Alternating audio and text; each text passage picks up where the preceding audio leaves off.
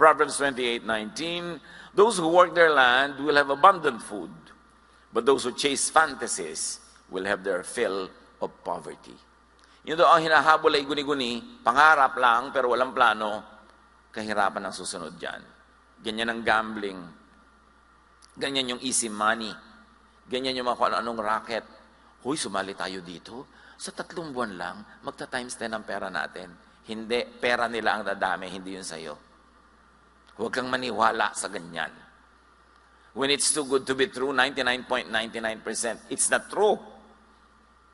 Ang lagi nyo itatanong, at lagi ko pinapaulit-ulit sa mga nagiging biktima ng mga kung anong racket. Nag-i-invest, nauubos ang pera, pati gintong ngipin, binabakbak para invest. No? At idadamay siyempre mga kapatid, mga kaibigan. Kaya mamaya sila nag-aaway at nagsisisihan. Ang isipin niyo lang ganito, kung talagang kikita tong scheme na to, pag may nagpupunta sa'yo, nag-aalok, alam mo kung talagang kikita yan, ba't di mo ilok sa mga kamag-anak mo? Bakit sa akin?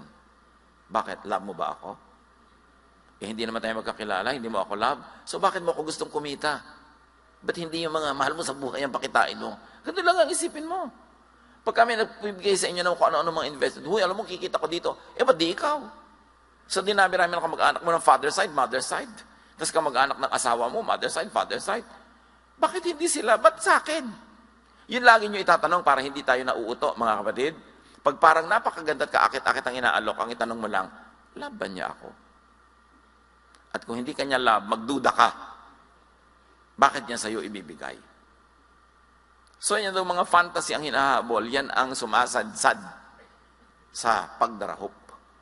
Kasi hindi plano ang kanilang scheme para makaahon sa buhay, kundi pangarap at guni-guni.